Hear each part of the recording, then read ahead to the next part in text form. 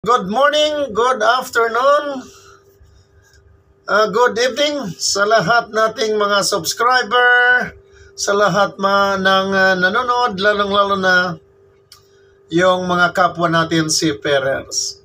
So sa ngayon, nandito tayo sa Fly River, going to Kyonga. So napakaganda ang lugar na to. No. Ang distance ng Fly River from Rivermouth to Kyonga Port ay nasa 458 nautical miles more or less. So ito ay first time natin na nabiyahe dito at talagang nakakamangha ang river na to. Kakaiba ito sa mga river na napunta na natin, lalo na sa Mississippi River. Talagang ibang-iba to. Ibang-iba the way we navigate. Kung hindi ka pa nabiyahe dito at balak mo na makapunta rito, lalong-lalo na yung mga seafarers, captain, deck officer, or anuman ang ating posisyon, it is very important to know, to watch this video. Napakaganda. Maraming mga paliko-liko.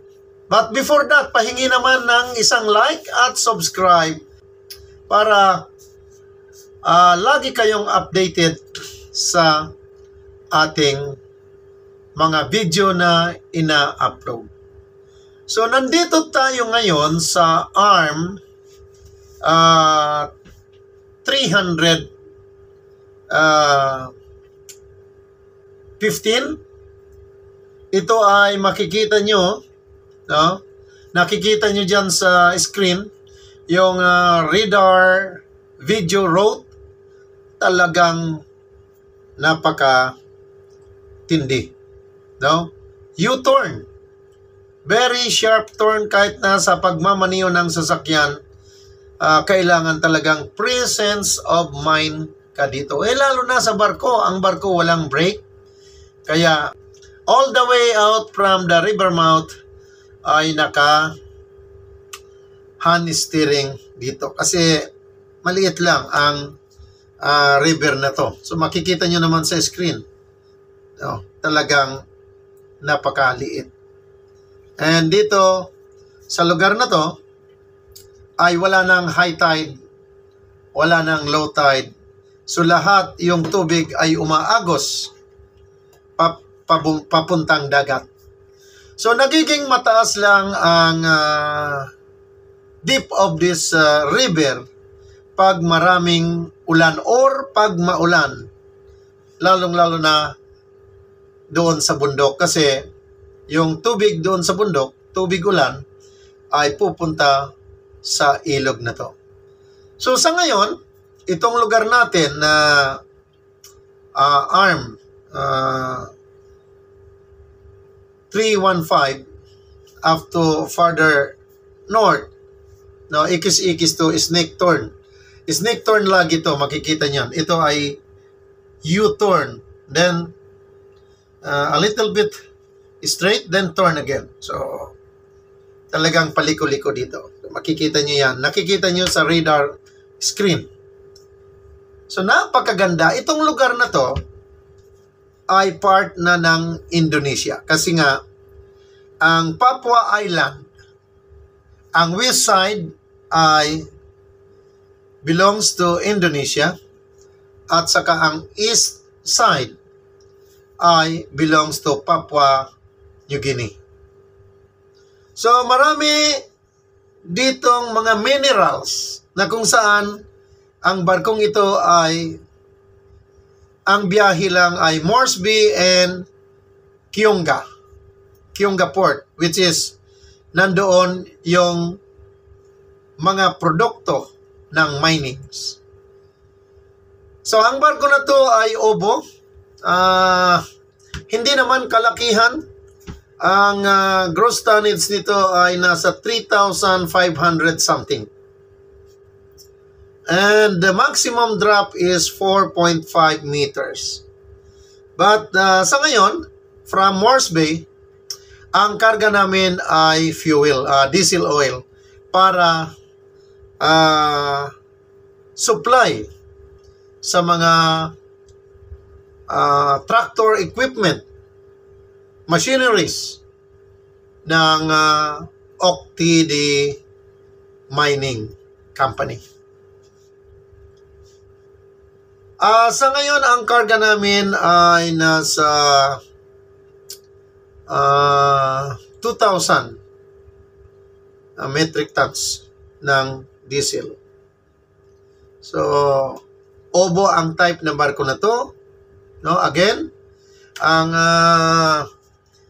gross tonnage nito ay nasa 3,500 something. Hindi ko maalala yung yung exact tonnage niya.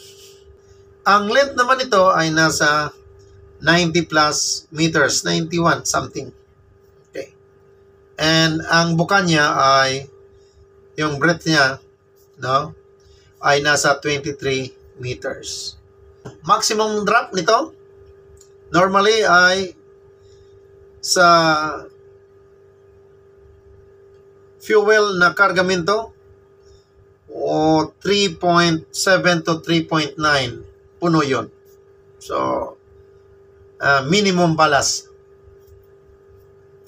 Then mayroong mga area ang Fly River na kailangan mong magantay ng high tide para ikaw ay makadaan at hindi ka masadsad. So, yun yung tinatawag na Muga-Muga area. So, doon sa Muga-Muga area, kailangan mo na mag-transit ka doon with a high water. So, karamihan, high water nito ay 4 meters. Kasi ang sounding depth doon with low water ay 0.5 meters. So, with the range of tide of 4 meters, something, may plus din. So, you are safe to transit the Muga-Muga area. We transited in Muga-Muga with UKC under kill clearance of 1.5. Kasi nga, ang drop namin ngayon ay 3.7 meters lang. So, nag-stop kami 2 beses doon.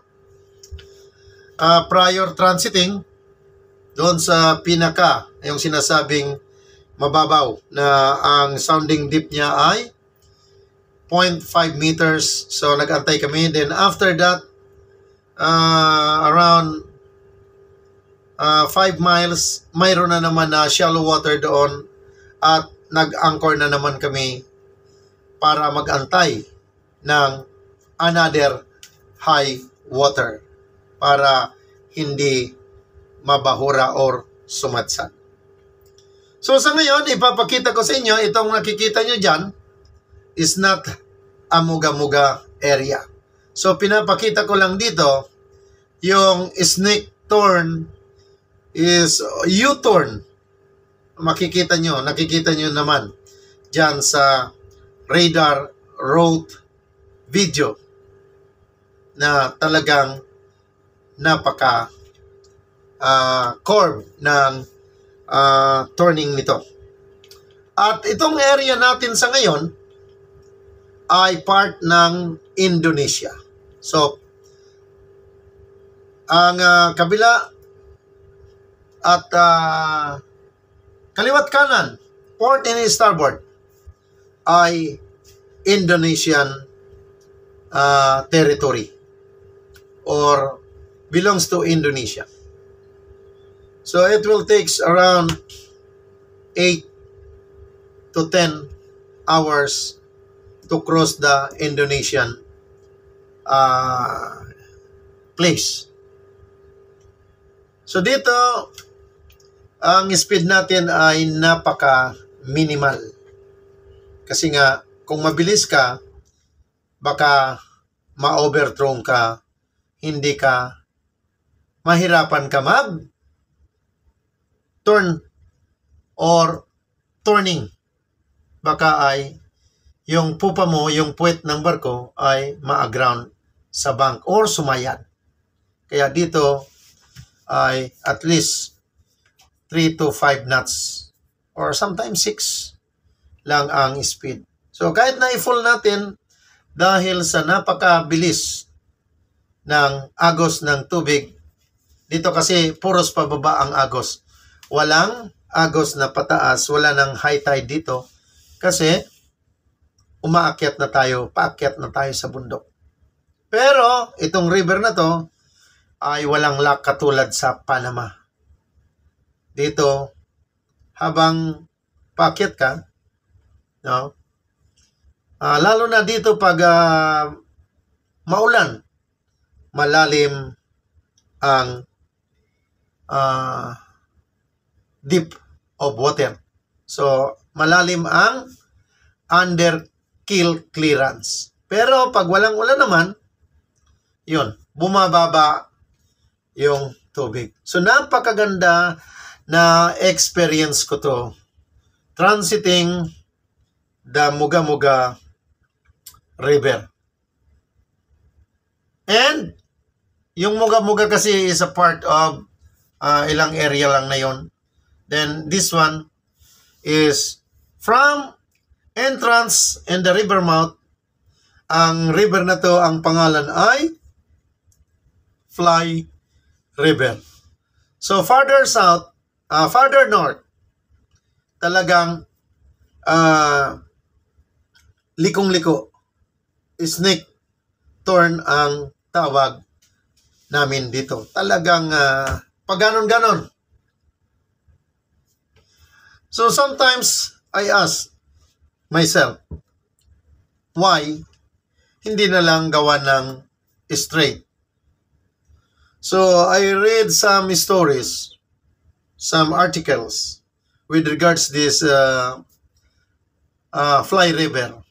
And the environmental officer says that kung gawin straight ito, mas mabilis ang flow ng water at yung mud coming from mountain ay madadala.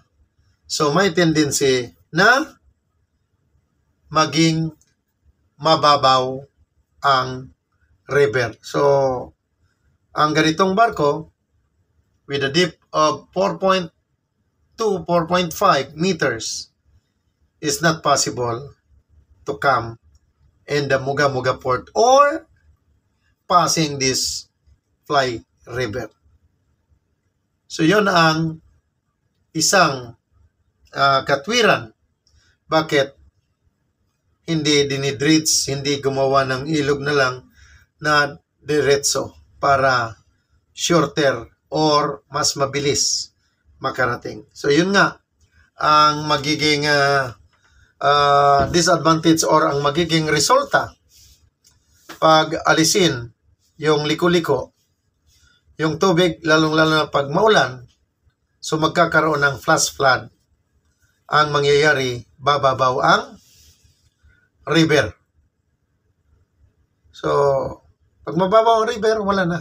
So, sa ngayon, mayroon tayong under keel clearance of 7 meters, sometimes 10 meters. So, itong area na to ay nasa 9 to 10 meters. So, malalim na malalim. Hindi sasayad ang barko. Pero yung malalaking barko, hindi pwede dito.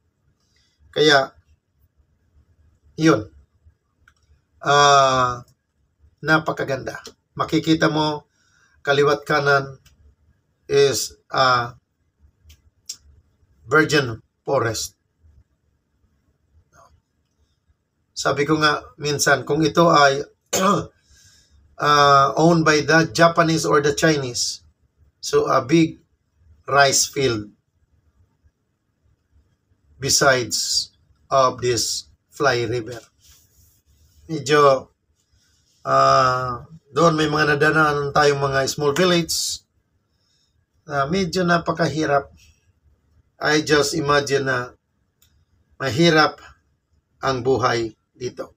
So sa ngayon, tapos na ang ating snake turn or U-turn The river now is a little bit straight for almost 2 miles. Then, magtuturn na naman. So, maraming salamat sa inyong panonood sa bidyong ito. Sana nagustuhan nyo. At yung mga hindi pa nakapag-subscribe diyan, please, subscribe na. Thank you very much. Thank you for watching. Bye-bye.